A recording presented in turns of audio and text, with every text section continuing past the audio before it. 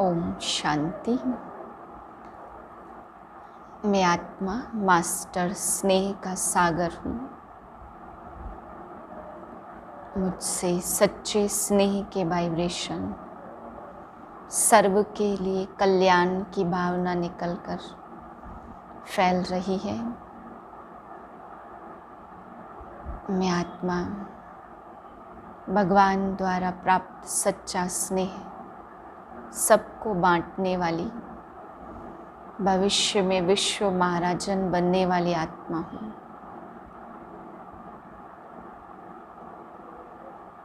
मुझ आत्मा से शुद्ध पवित्र स्नेह की तरंगे फैल रही है।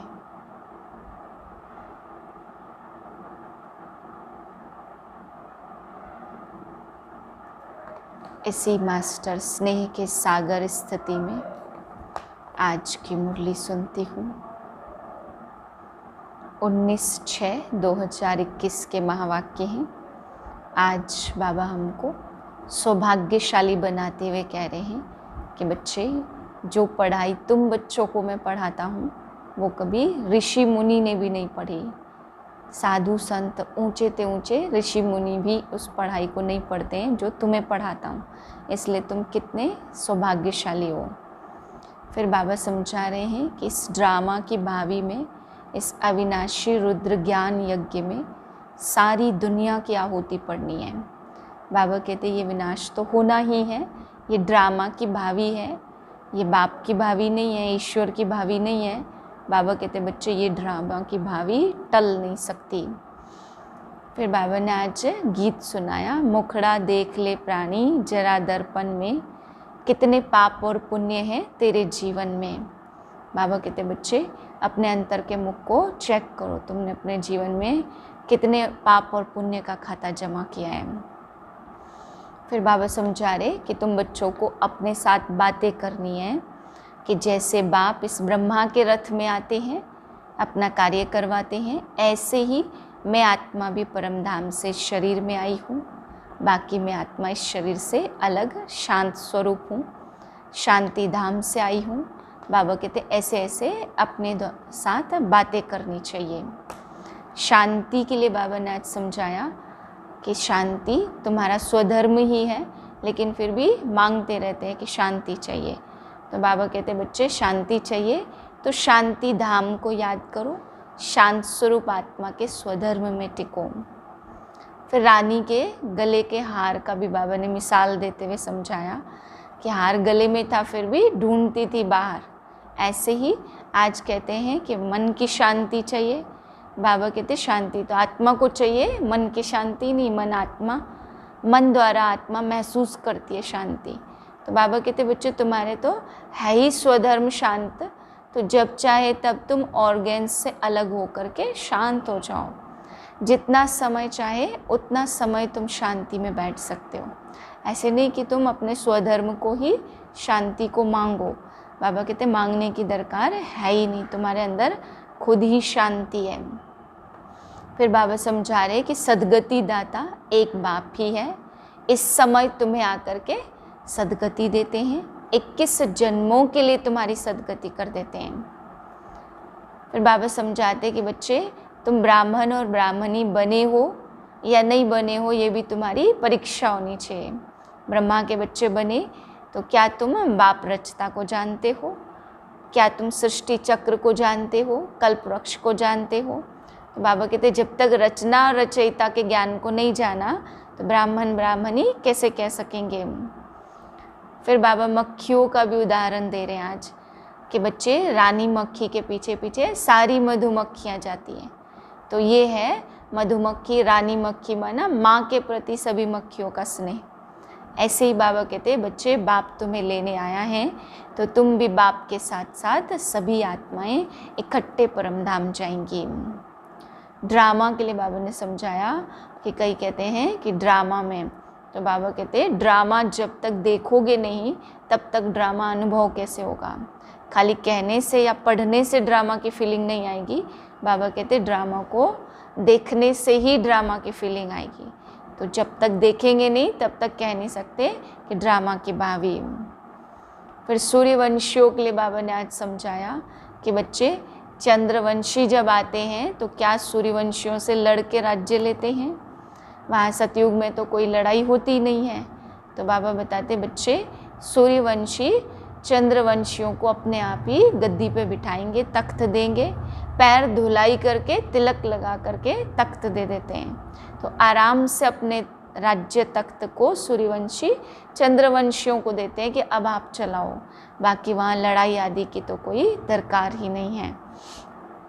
फिर बाबा समझा रहे कि तुम्हें बाप कितना सुख देते हैं, इन संसार के सभी दुखों से छुड़ा करके तुम्हें सुख की दुनिया में ले जाते हैं जहाँ कोई भी दुख ही नहीं है।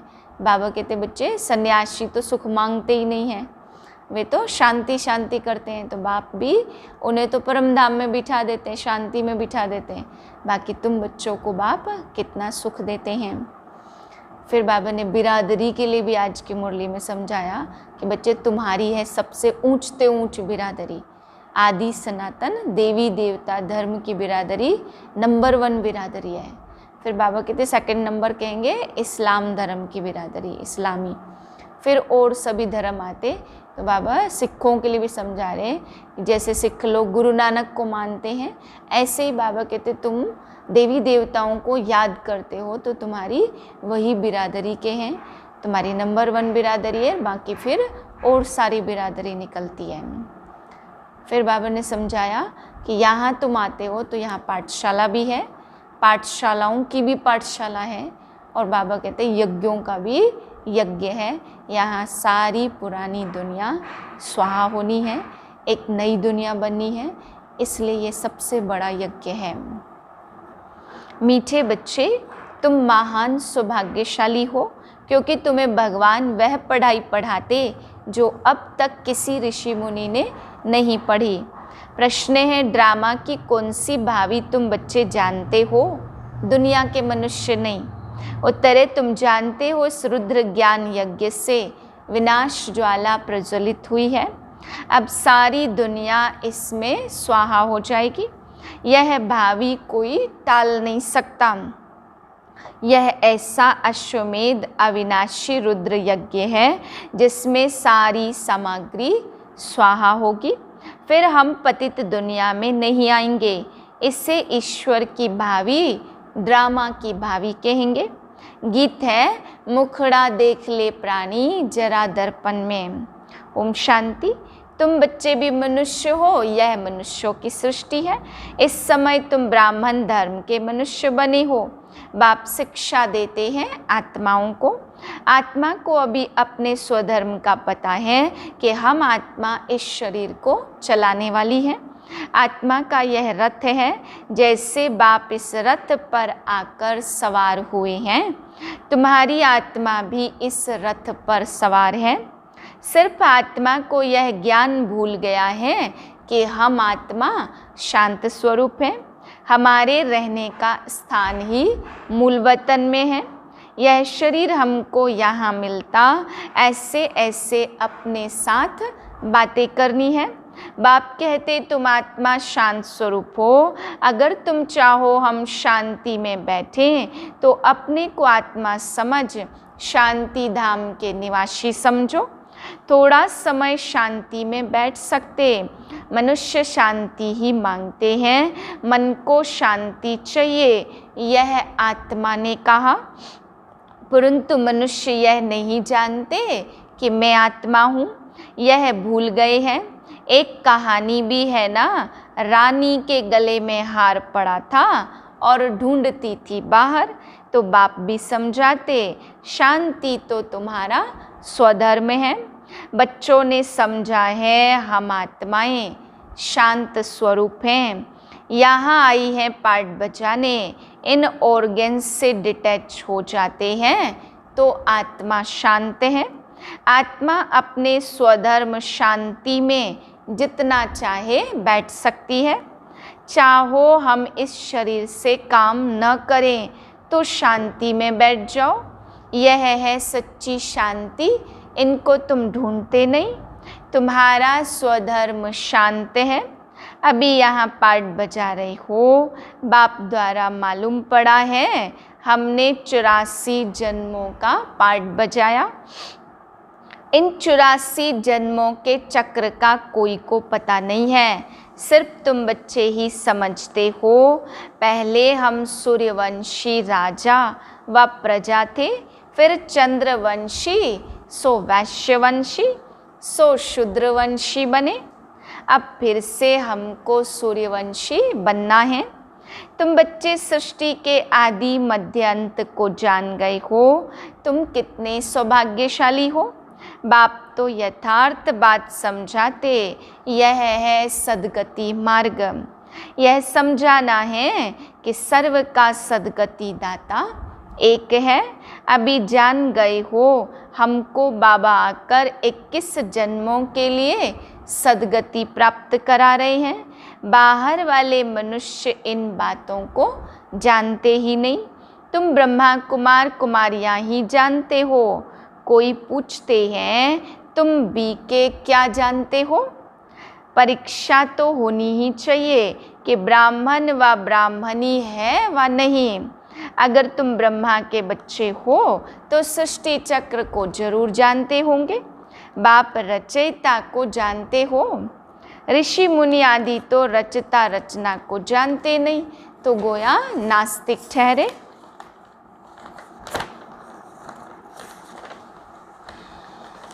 तुम रचता रचना के आदि मध्यांत को नहीं जानते थे। स्कूल में पहले अनपढ़ ही आते हैं, फिर कहेंगे स्कूल में यह पढ़ा है। अभी तुम हो ईश्वरी पढ़ाई में, परमपिता परमात्मा तुमको पढ़ा रहे हैं। यह बुद्धि में समझना चाहिए। रचता तो एक शिव बाबा ही है। रुद्र ने ज्ञान यज्ञ रचा, यह शास्त्रों में भी है। अब रुद्र और शिव परमात्मा में फर्क तो कोई है नहीं। यह भी है, रुद्र ज्ञान यज्ञ से विनाश ज्वाला निकली। सिर्फ रुद्र शिव की जगह कृष्ण का नाम डाल दिया है। वही गीता कहते हैं, इस ज्ञान यज्ञ से विनाश ज्वाला प्रज्वलित हुई। तो स्वराज्य के लिए यह ज्ञान यज्ञ है। इसमें पुरानी दुनिया स्वाहा होनी है। यज्ञ में सारी आहुति अर्थात सामग्री डालते हैं, सब स्वाहा कर देते। तो इस रुद्र ज्ञान यज्ञ में सारी पुरानी दुनिया स्वाहा हो जाएगी। तुम अब राजयोग सीख रहे हो तो इस पतित दुनिया में फिर आएंगे नहीं। यह दुनिया फिर खत्म हो जानी है।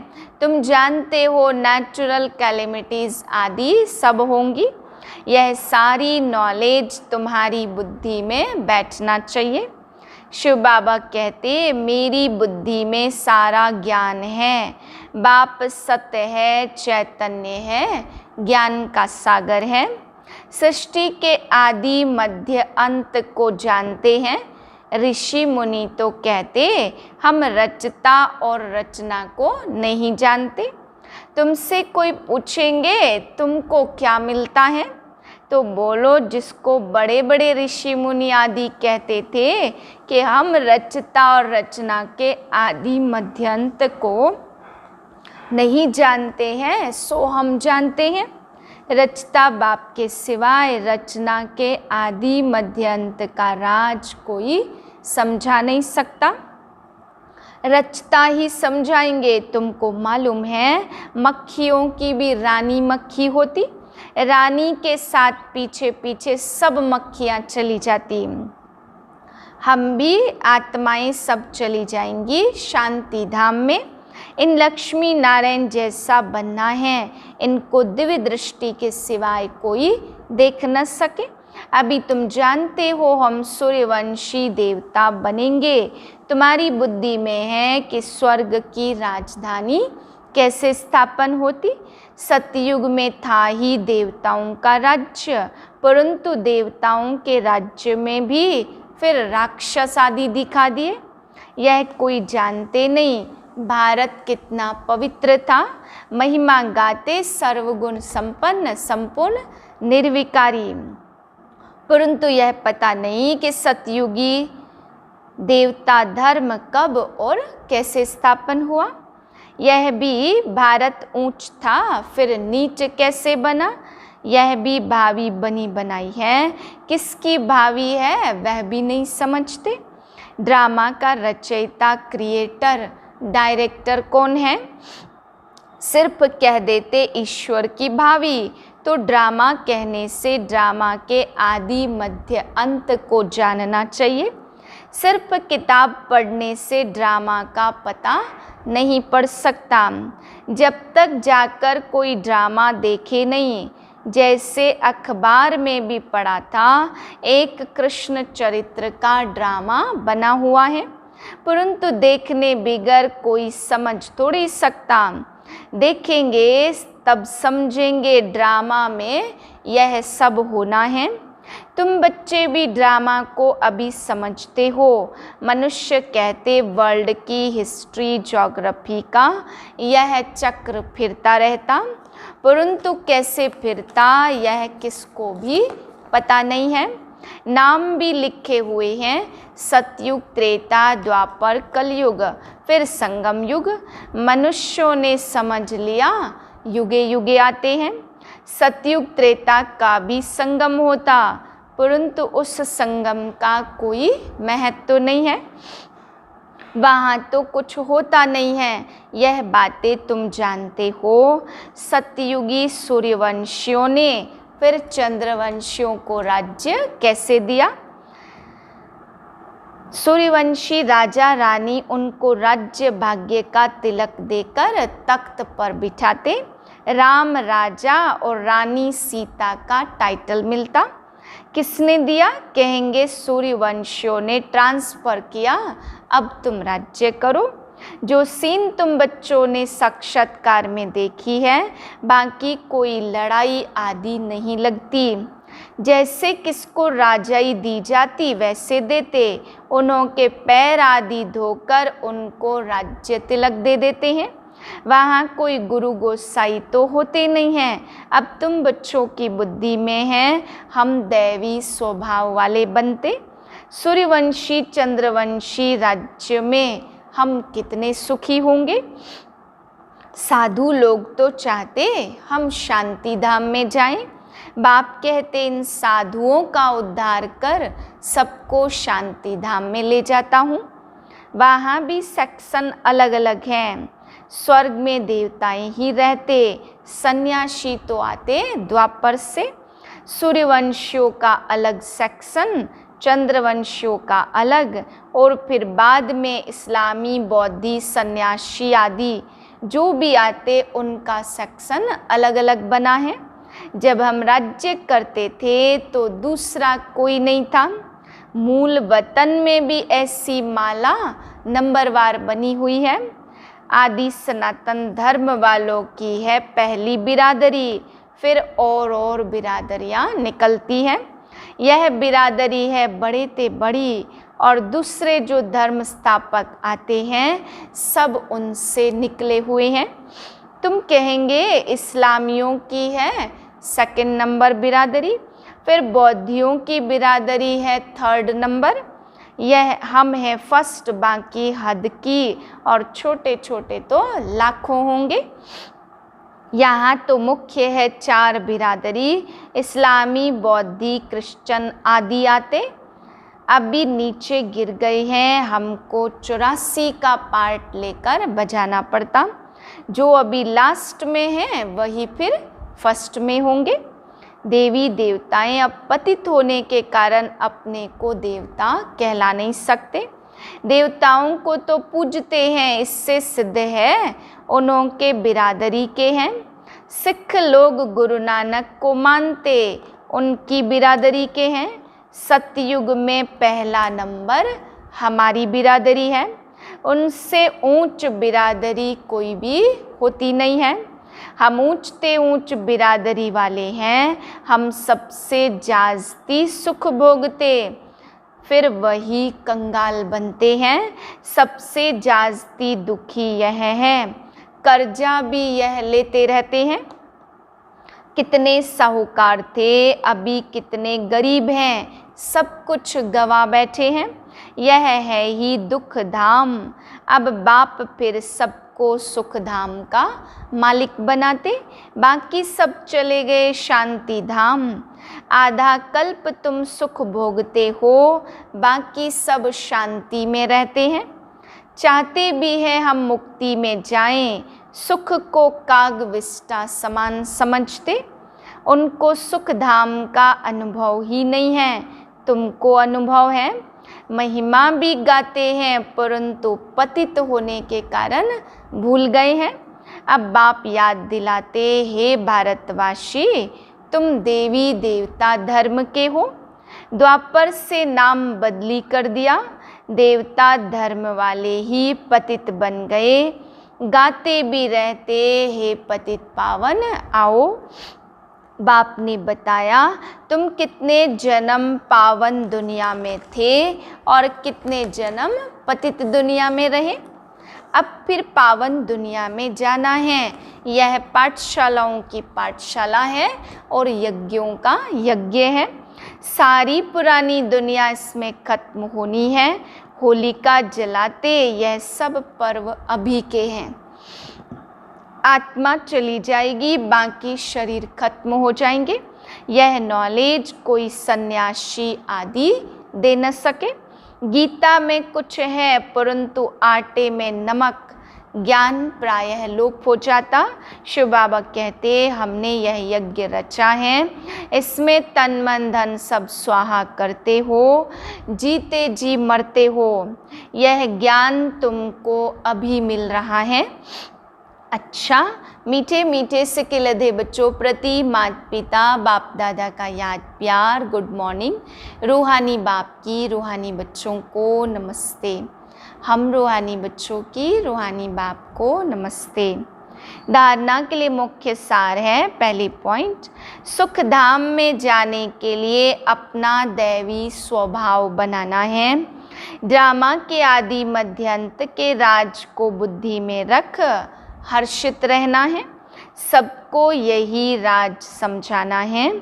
दूसरी पॉइंट है, स्वराज्य लेने के लिए इस बेहद यज्ञ में जीते जी अपना तन मन धन स्वाहा करना है। सब कुछ नई दुनिया के लिए ट्रांसफर कर लेना है। वरदान है, सर्व आत्माओं पर स्नेह का राज्य करने वाले विश्व राज्य अधिकारी भव। जो बच्चे वर्तमान समय सर्व आत्माओं के दिल पर स्नेह का राज्य करते हैं, वही भविष्य में विश्व के राज्य का अधिकार प्राप्त करते हैं।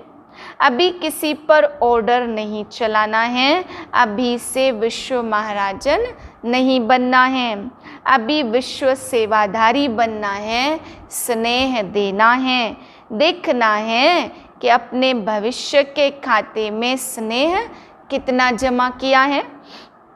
विश्व महाराजन बनने के लिए सिर्फ ज्ञान दाता नहीं बनना, इसके लिए सबको स्नेह अर्थात सहयोग दो।